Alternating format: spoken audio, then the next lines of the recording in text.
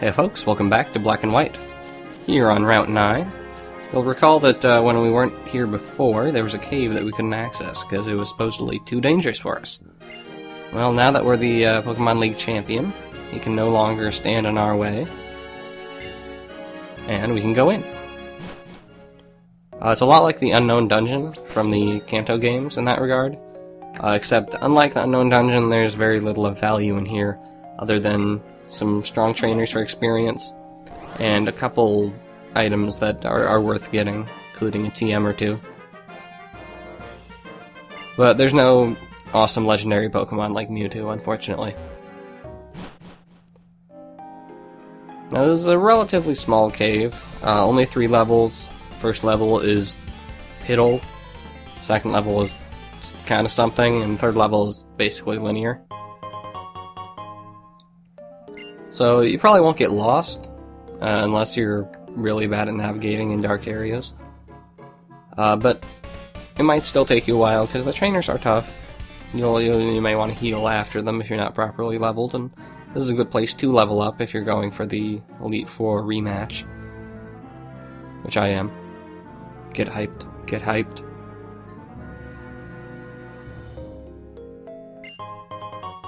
Hey, Nuggets. Still haven't sold those things. Never will, actually. I can say definitively, I will never sell any of those things.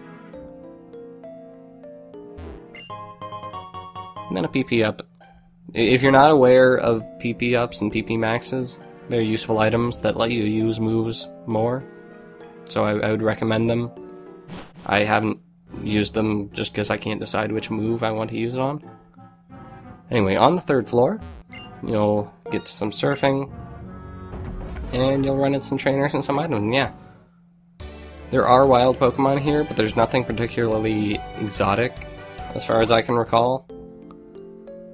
So you may as well have your repels up unless you're fighting every single wild Pokemon for training. Which is viable, you're allowed to do that, I won't stop you, I won't persecute you. Anywho, this dude I am showing. Why am I showing him? I don't remember, but let's find out. He's a full Pokemon, 6 Pokemon team, which means he's dangerous.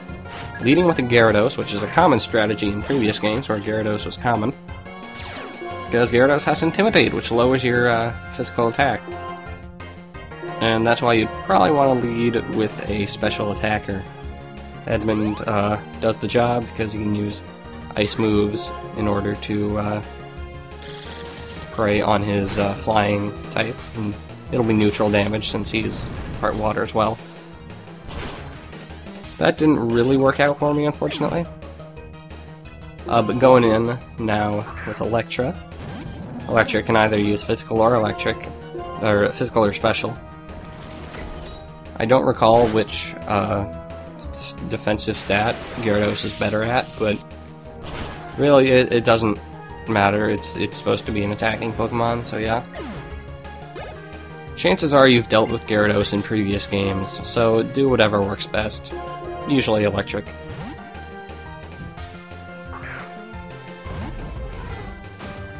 Anyway, Gigalith. This is the final stage of Roggenrola, and goddamn it's so cool. I know we've seen these guys before, I'm pretty sure in Victory Road, but so cool. So cool. I really wish you could get it without trading, because that was really the only thing that stopped me from using it in my first original playthrough, is that I had to trade to get Gigalith. And that's just no good. It's defensively strong, or physically defensive anyway. And it will probably devastate you with physical attacks. It has Earthquake. Don't take it lightly.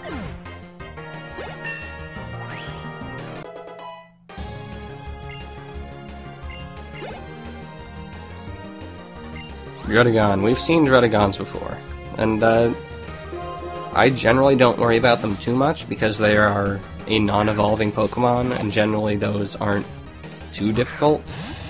But this does give me a good opportunity to use Watchog, the HM Slave, as a healing turn, while I heal other things. Yeah, ice moves, as usual, are the best bet against these guys. If you use another dragon, he might use a dragon type move on him, and then you're spelling your own doom.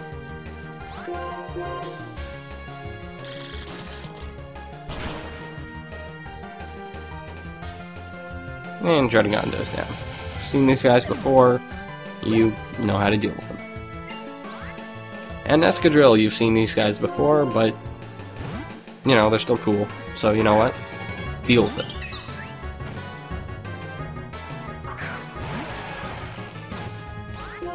Yeah, water or ground, usually best bet here. Fighting works, but good fighting moves are hard to come by. Oh, you jerk. Luckily, Sledge Bomb is a special move, and Excadrill really doesn't have good special attack, at least compared to its physical attack. I don't know its exact stats. But still, jerk. Was not expecting that.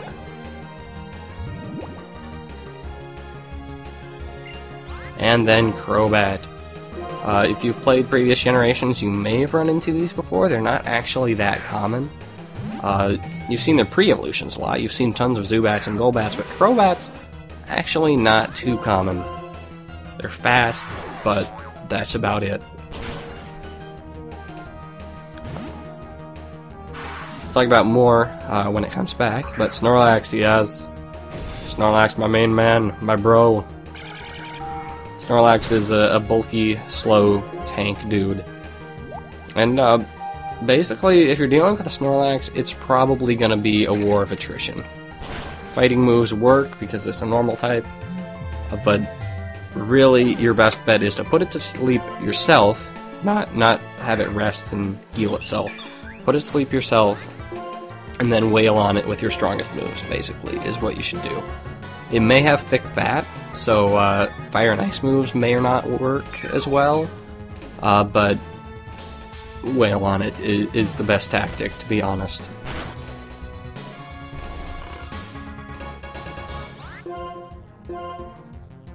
Now the tactic here is something that I haven't done, even though it's kind of the main reason I procrastinated on evolving Lillipup, is using Quiver Dance to get a bunch of stat ups and then be able to inflict tons of damage. Quiver Dance increases attack, special attack, speed, and I think something else, I don't remember. Those are the important ones. Unfortunately, this is not a great thing for Lillipup, because he can still do over half of Lilipup's damage, of total HP. So really, best bet, use some moves, cause some damage, and special defense drop, nice. Very good, I like it. Will make dealing with him that much easier. Now, what are you doing, past self? He might have thick fat. Don't use the die. No, that's a bad idea. I was praying on special defense drop, and I'm pretty sure he didn't have thick fat, judging about how much that did.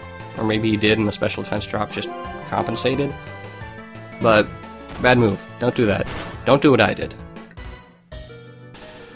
Anyway, unfortunate situation there. I'm pretty sure the game has it out for me at this point. Having completed the game and done the most difficult trainers, I am pretty sure the game hates me. Like, reasonably sure. What are you doing with Wild Charge, you crazy guy? You're supposed to be Snorlax. What are you doing with Wild Charge? That's silly. That's silly. And he'll finish him off. I don't know if he actually had rest. I'm glad he didn't use it if he did. Anyway, Crobat, like I said before, pretty fast, but that's about it. It's not as fragile as you might think it is, but it's still pretty fragile as Pokemon go. Poison flying type, so use Psychic or Electric or Ice is your best bet. I personally have an Ice Pokemon out, so that will be my current tactic of choice. But, I mean, you know, take care of it the same way you would a Zubat or a Golbat. Just, it's stronger and more annoying.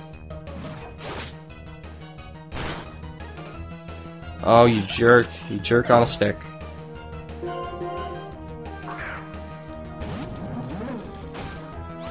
So yeah, plan B, electric types, work just as well.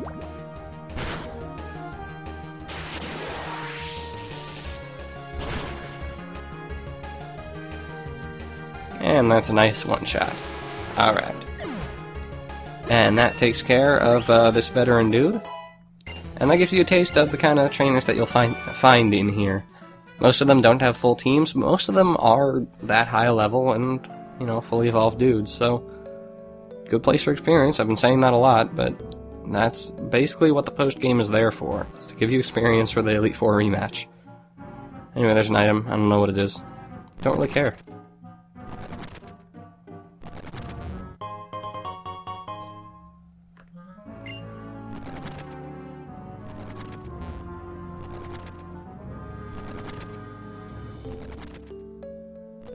I'm just ignoring items all over the place, and I don't care. It's true. I'll admit, I don't.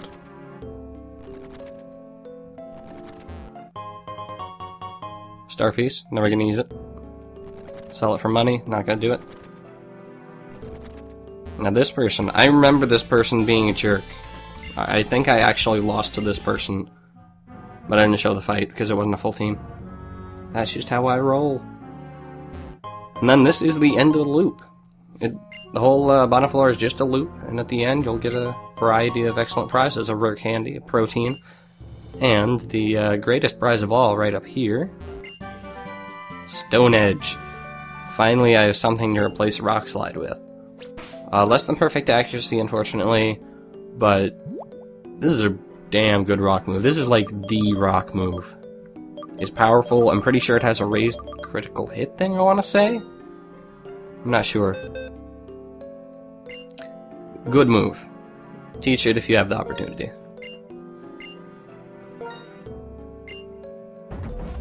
By the way, thank you to whoever in the comments said what Stone Edge does. Because I know somebody has already posted it without having even reached this point in the video. Awesome, cool. What a fortuitous thing. Anyway, that takes care of Challenger's Cave, and now we can go to a little pointless thing that I honestly did not know existed until I was looking at Bulbapedia to see if I forgot anything. If you take a certain train, I believe it's the train directly across from where you enter the platform, over Hizzle, you can head to a place called Anville Town.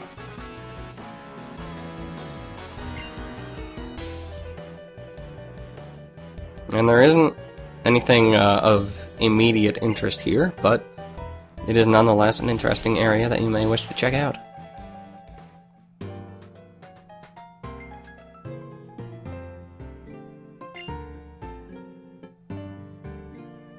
Basically, this is a train viewing platform.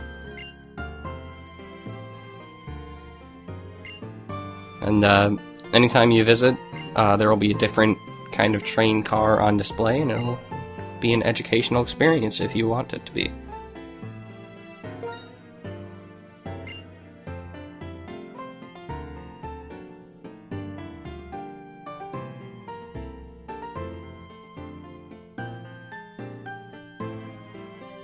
That sounds terrifying.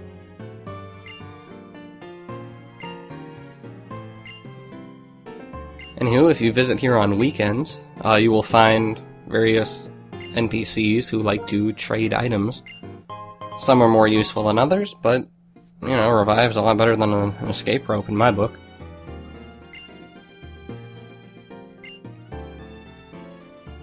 Anyway, I really like the kind of the ambiance of Anvil Town, just because it's a rustic place that is still marveling at technology.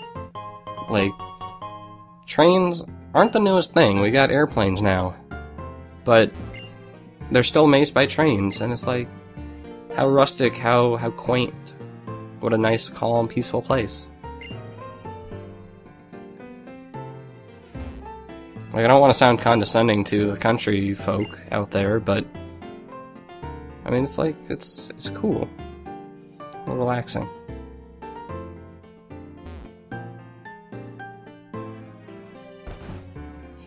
Anyway, there are a couple buildings that you can go here at any time of the week. And it's flavor text array.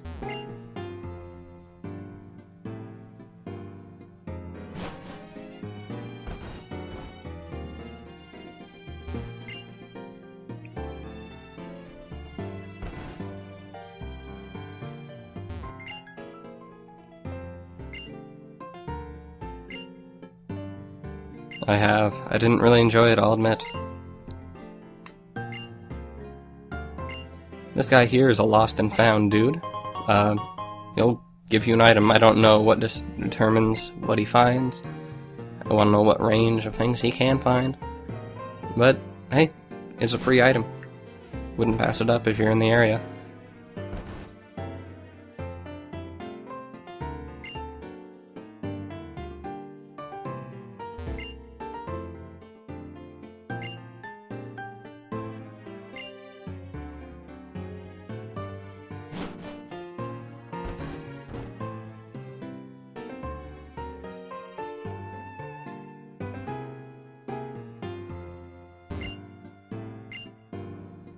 Ooh, Battle Subway.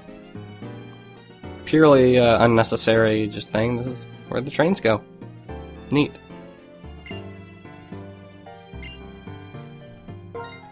So let's get back on the train. And one last thing before we head off to Elite Four Round 2. We have a little meet and greet with an old friend. You'll recall this was the girl who originally traded Cottony for Lillo. And now, in the post-game, you can come back and fight her again, and she will have trained the Pokemon you traded her into a high-leveled Pokemon. And again, the roles would be reversed if you were playing white. She would have a Lilligant rather than a Whimsicott. And I thought this was an opportunity for a cool thematic little rivalry here. Unfortunately, Lil doesn't really have a good way to fight grass types, but when has that stopped me before? So yeah, put it to sleep, raise up some stats with Quiver Dance, and then hopefully destroy it with Energy Ball. Shouldn't take more than 10, so yeah.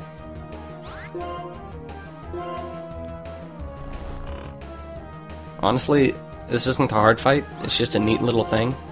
And I think if you do other trades in the game, similar things will happen. This is the only trade I've done, so only one I'm showing off. But yeah, this isn't a dangerous fight. It's supposed to be neat. It's cool, it's charming, I suppose. And I'm glad it's included. It's always kind of weird to trade your Pokemon and then just never see them again. So there you go. And that takes care of that.